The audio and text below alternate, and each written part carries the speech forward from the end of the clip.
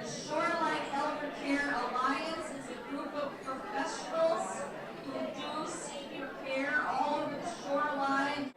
So we're in Brantford, Guilford, Madison, North Brantford, East Haven. So look for us on our website. And those of you who are here today, if you have an email, you'll be getting notice on your emails about everything. I have one of our C members here. Her name is Erica Higgins, and she is a representative from Seasons Hospice. Erica is a wonderful member of our group, and she's an incredibly compassionate person. We're so happy to have her as a member of C. She's going to introduce Joyce Saltman because she knows Joyce Saltman from the time she was a little girl.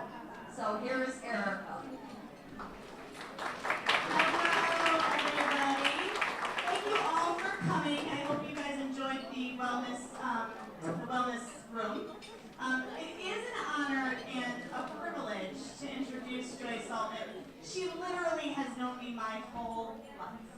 So I'm going to say some words in here that I'll probably be embarrassed to say in front of her because I was a little girl, and the word sex is not something that I typically would say in front of her. Joyce Saltman is a Gestalt therapist, laughter consultant, and a professor emeritus of special education at Southern Connecticut State University. She has her doctorate in higher and adult education from Columbia University. Joyce holds 4 graduate degrees in the fields of special education and counseling, and she is an international lecturer. It was no small feat that Joyce was able to persuade her mentor to allow her to write her dissertation on humor and adult learning. Her experience in the areas of education, therapy, and comedy has provided an outstanding background for her research on the therapeutic value of laughter.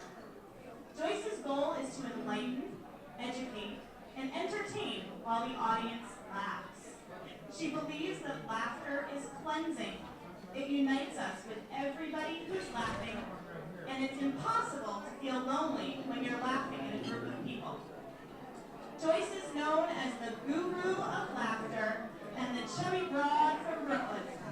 Today, she's going to enlighten us about sex, seniors, and transitions. Enjoy.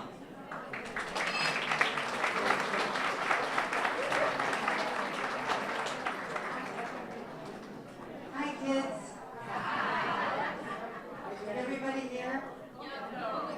No. You can't hear? There's no hope for you. I am Joyce. I am delighted, ladies. I really am delighted to be here, and I'm especially happy to see some of my old friends who look just as young as they looked last year and the year before and the year before, because my eyes are getting older, and that is one of the very wonderful things. Now, I want to tell you something serious. When we are in Florida, we live in a very nice house, all on one floor, and I got a plastic bin, which I keep in the bathroom right next to the shower. And in that bin are bras and underpants. And people want to know, why do I have bras and underpants in the bathroom? The reason is, this particular builder builds closets on the way from the bathroom into the bedroom that are floor-to-ceiling mirrored. Which means, when I come out of the shower, I would have to walk naked into the bedroom, and I might see myself. So this way, at least I'm in a bra and pants. I recommend to you that you do what you need to do to adapt to the conditions of your life, whatever they may be. Now, before I get started, I do want to tell you that every year I have collected some favorite jokes. So I'm going to tell you a few of the jokes of the last few years before I start talking to you about sex and aging, okay? One of the jokes years ago was a wonderful little joke. It's 2 ladies talking in New York, and one says to the other one, "Which do you think is farther, Florida or the moon?" And the other one says, "Hello, can you see Florida?"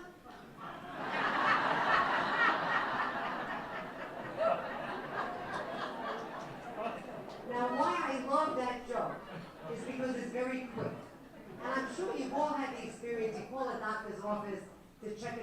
or something, and it'll be 8:30 in the morning, and the receptionist answers the phone with, "Good afternoon." So I'll always say, "Are you having a bad day already?" And they say, "Oh, you can't imagine, I came into a pile of things," right? I always say, "Do you have 1 minute for a quick joke?" And they always say yes. I tell them that joke about, "Can you see Florida?" They all laugh, and they always say the same thing to me. "Could you call every morning?" And the fact is, we really need to collect little quick jokes and funny sayings that we can pass on to people, because everybody is really stressed. The people who are working are stressed because they are replacing 3 other workers. And the people who aren't working are very stressed because they are living with the person that they have been avoiding for 50 years. And that is not an easy thing, right? You need to be outside the house. That's why we have so many volunteers. This is the truth. When you volunteer, it gives you something to bring home that's different than what's in the house, right? And that's a really good thing, because you meet new people, you're doing good work, and just for the record, in the last piece of research that I was reading, and I usually am talking about laughter-related things, in the last piece of research, one of the things they found is the 3 things that are attributed to longevity and health in later years. The first thing is a social life. You must socialize, you must keep track of your old friends. When they don't hear you so well, it's okay, you're not saying anything new, right? So don't worry about the fact that most of us are not what we used to be, it's okay. Who we are now is good enough, so socialize. The second thing was doing things for other people. So for those of you who are involved in any kind of volunteer activities, visiting the sick, calling friends regularly as part of your daily regimen, that is the second most important thing. And the third thing, of course, is laughter and positive attitude. And if you do the first 2, the chances are you will be laughing more and having a more positive attitude. Now, I will tell you my favorite joke the year after that. My favorite joke the year after that was the joke about this lady is wearing a very short, tight skirt. And she's trying to get onto a bus in New York City. How many of you have ever been on a bus in New York? You know that first step? It could kill you. It's like mountain climbing, right? So she tries to lift up her leg, and of course she can't. So she reaches behind herself, unzips the zipper a little bit, and now she tries a second time. Still can't get up the step. Unzips the zipper a little bit more.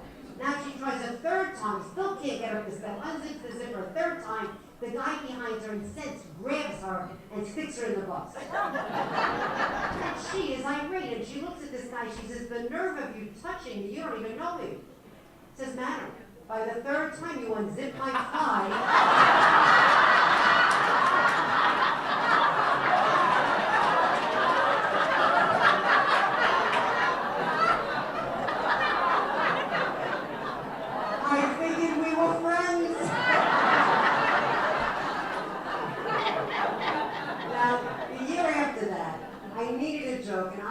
On Tuesday afternoons when I'm in Florida, I teach at an academy for continuing education, and I said to my class, I have 150 to 200 senior citizens every Tuesday afternoon.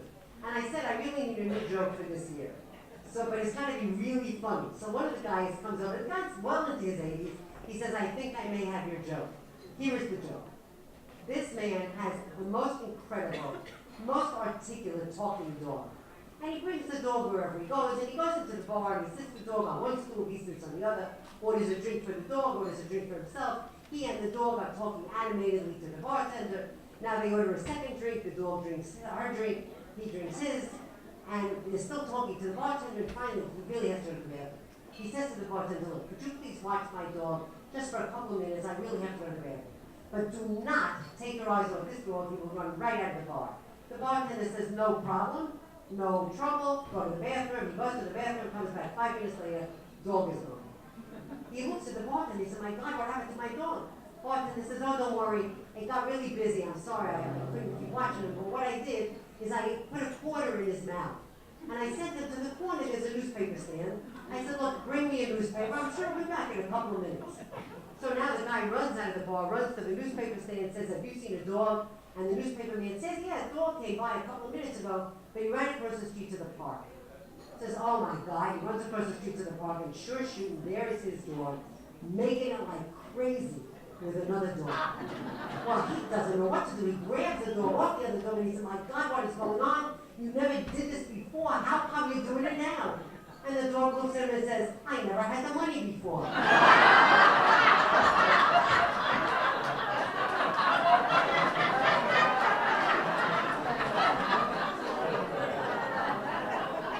Now, of course, I needed a new joke for this past year, and I got one that is a perfect entree to our talk on sex and aging. It is about these three couples do everything together. They go out together, they travel together, they do all kinds of things together. But the guys are golf buddies. And these women are just so furious because every weekend they are golf widows. These guys are out all day golfing. You know, they work the rest of the week. They're out golfing all weekend long. By the time they get back, they're too tired to want to go out. So finally, the women get together and they approach the husbands and say, this is it. We have decided that you guys are taking us out for a weekend away. No golf. Just us, we'll go dining and dancing, we'll have a wonderful time, no golf. And under extreme duress, the guys agree. So they go to this lovely resort, it's Friday night, they're dining and dancing, everything's good. Saturday morning, the sun is shining, they really want to go play golf. But they don't. They promised their wives they wouldn't play golf, they spend time with their wives. Now it's lunchtime and the sun is shining and these guys are chomping at the bit, but they promised their wives they wouldn't play golf. Finally, Sunday morning comes. 7 o'clock in the morning, the first guy shows up at the golf course, second guy shows up at the golf course, and now the third guy shows up at the golf course. And now they're comparing notes as you get out. So the first guy said, oh, this wasn't easy. It's going to cost me at least 10 grand. I had to promise her a full-length fur coat. The second guy says, you got off easy. I had to promise my wife a month in Europe. Third guy said, you guys are idiots. It cost me nothing. It says, cost you nothing. How'd you get out?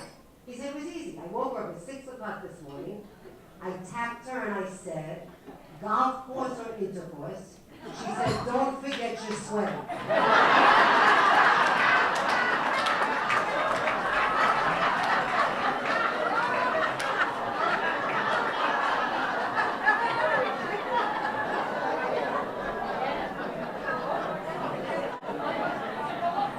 So this, of course, is a perfect lead-in to our topic today. And what I'm going to do today, talking about sex and aging, and by the way, the transition is from aging and a lot of sex to aging with less sex or aging with fantasies of sex, okay?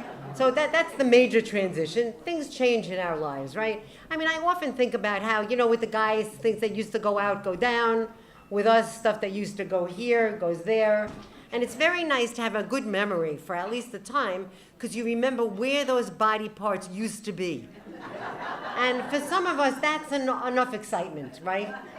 So let me tell you a little bit about the research about sex in this area. First, from Psychology Today, they said, the instant a woman enters a secure relationship, her sex drive begins to plummet. Now, is that scary? The minute you got a guy regularly, or another woman, whatever your preference is, you start to have less of a sex drive. A German study found that fewer than half of women wanted regular sex, and after 20 years, only 20% did. Okay, now I don't know what they call regular sex. I think they mean frequent sex, as opposed to regular versus irregular sex. We're not going to talk about that. That's for the kinky boots discussion. Now, I'm sure you all know why women love Chinese food. Because wonton spells not now backwards.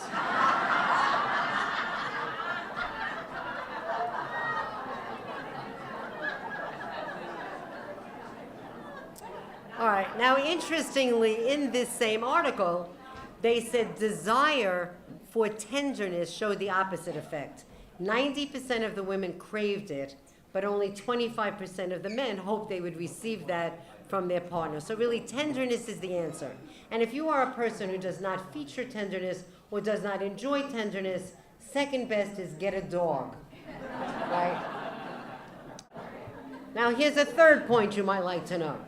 HIV is rarely spread through heterosexual activity. And this is important to know, because you keep hearing about all these sexually transmitted diseases among senior citizens. It is not HIV, and all the other ones are curable.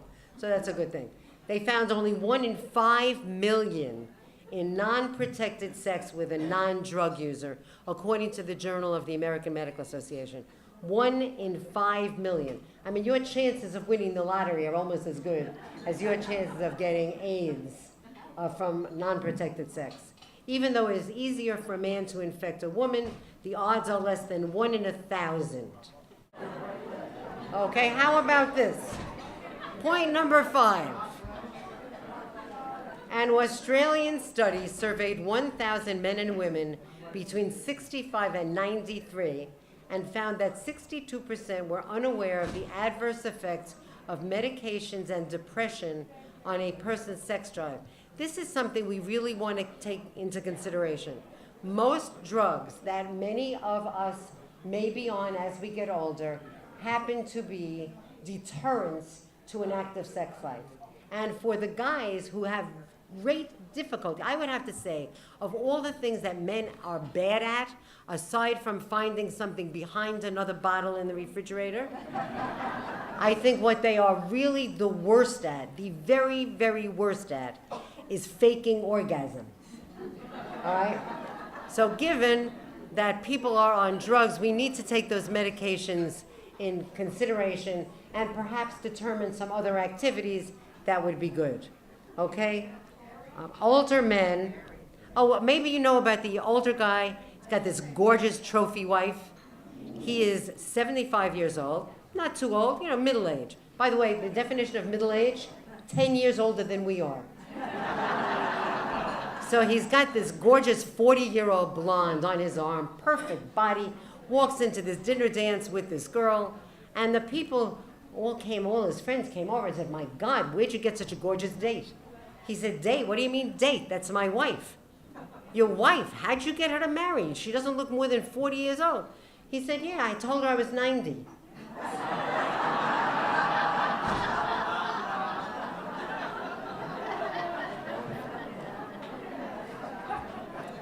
All right, point number 6. The New England Research Institute and the University of Massachusetts Medical School found that the key factors influencing which women have sexual issues were unrelated to menopause. They were based on which women believed that a loss of interest in sex was a normal part of aging. So if you do not think that menopause is the end-all to your sex life, it certainly does not have to be. Most obvious when women become single, the first months they are astounded to discover, like a child in a candy store, that there are many options out there. For men with money, many younger women are prepared to prove their virility. For men, this phase begins to wane when he realizes that his youngest daughter is not much younger than the partner he has slept with, right? Which somehow takes some of the bloom off the lily for some people. A senior citizen in an uptown bar. He edged his way to where the lovely young lady was seated. His eyes met hers. And in that moment, he designed a possibility of cocktails at the Breakers, dinner at the Flagler Hotel, beautiful hotel. Suddenly, his sparse gray hair grew fuller, and his liver spots graciously took refuge. Then the lovely young woman rose to offer him her seat.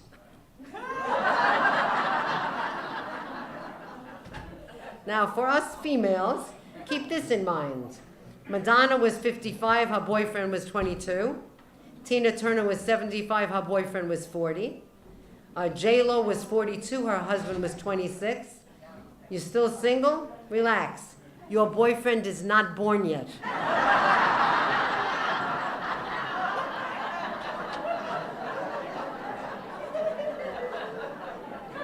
Now, by the way, for those of you who are single, I want to give you a great piece of advice.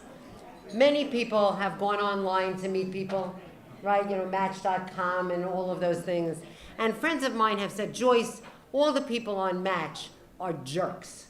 All right? I would like to tell you that there are no more jerks online than your friends are married to. And there are just as many nice people online as your friends are married to. People are people, and you will find nice people wherever you go. I myself don't put much stock in meeting people in the supermarket. Some people have told me that's a good idea, you know, follow somebody whose cart has only dog food in it. I don't want to date somebody for whom that's his staple, dog food. Okay, point number 7. Older folks are less interested in perfect bodies, and I love this. And by the way, some of us who are a little more ample are going to live longer. You want to absolutely think of that. You people who are very thin and are giving up desserts, you're going to die anyway.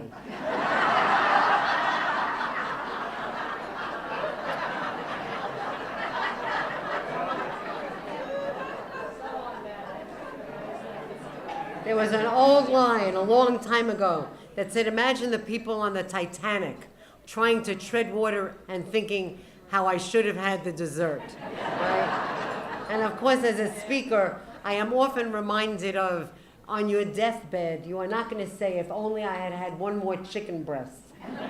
Just keep that in mind. So we know older folks are less interested in perfect bodies. An Ohio novelist said, I used to want to touch all parts of a woman's body, but now I want to touch her very soul. To be sexy now, a woman has to have more depth. So that's very nice. I mean, that's a man who put it certainly better than most of us could, but I think that is really the thing to remember. Ann Landers asked her female readers in 1985 survey, would you be content to be held close and treated tenderly and forget about the act? 90,000 readers responded. 72% said yes, and 40% were under 40. On the other hand, one 80-year-old woman said, this is how it is for me. I've become a vegetarian, but every once in a while, I want red meat. I go out and get it and enjoy it. Point number 8. According to Gail Sheehy, for single women, there is the pilot light lover. I love this concept. You all remember pilot lights when we were kids and growing up? The pilot light lover is a transitional figure who appears in many of the stories of seasoned women that she has interviewed. The pilot light lover reignites a midlife woman's capacity for love and sex, but seldom lasts. It just gives confidence to try online dating or any other way to meet people, which can be a candy jar filled with interesting men who become lovers or friends. And for those of you who don't sleep well at night and are presently single, one of the wonderful things about dating online is you could get up at 1, 2, 3 in the morning, get on the computer, and it's like shopping on television. You know, you see all the people, you see all the fabulous things they made up about themselves, right? It's filled with fantasy. For people who love fiction, that's the place to go.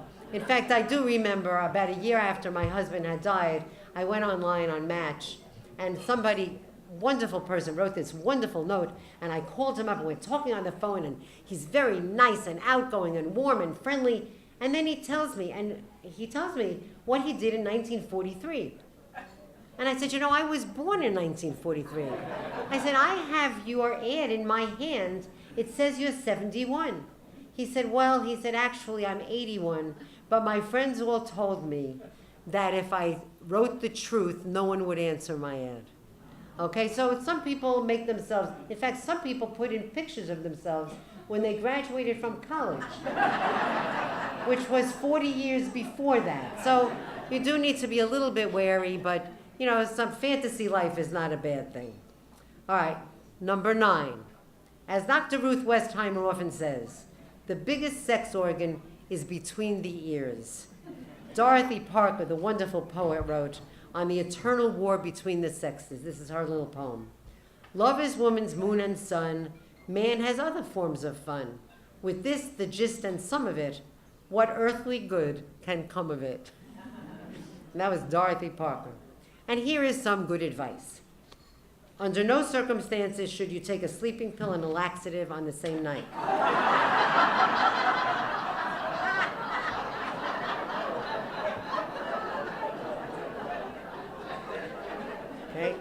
Stay alert to check this out. In 40 years, we will have millions of old ladies running around with tattoos and pierced navels. Okay, how about this?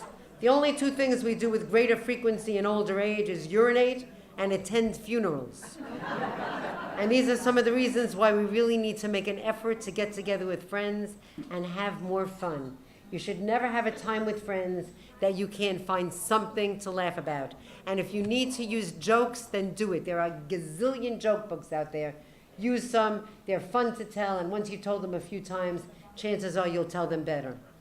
Buddy Hackett, the last time I saw Buddy Hackett perform, and he really was my favorite comedian, he told the story about having prostate problems.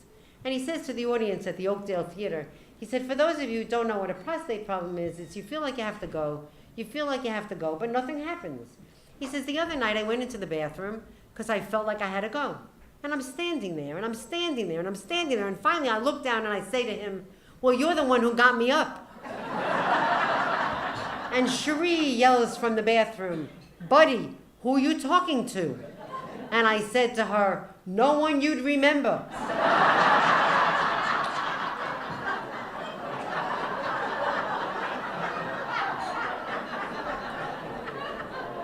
Here are just a couple of more pointers. Don't let aging get you down. It's too hard to get back up. The secret to happiness is a good sense of humor and a bad memory. The way to avoid elderly wrinkles? Go braless. It usually pulls them down. When possible, always let the valet park your car. He does not forget where he put it. Consider a nut-free diet. Avoid people who drive you nuts. Now here's some bad news for the older folks. To help save the economy, the federal government has decided that the Immigration Department will start deporting senior citizens in order to lower Social Security and Medicare costs. They were going to deport illegal aliens, but realized old people were easier to catch and won't remember how to get back home.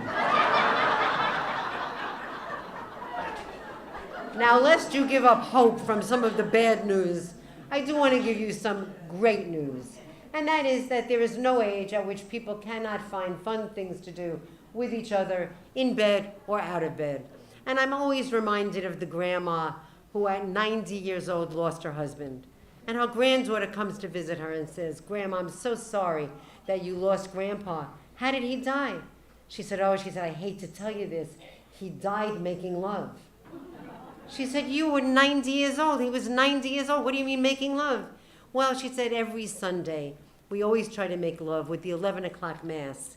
As we live right near the church, and when the church bells start to ring, he would go in with the ding and out with the dime. In with the ding and out with the dime. And if it weren't for that damn ice cream truck, he'd be alive today.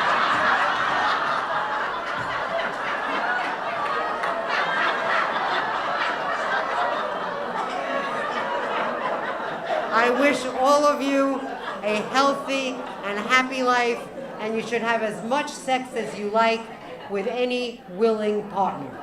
Thank you for inviting me.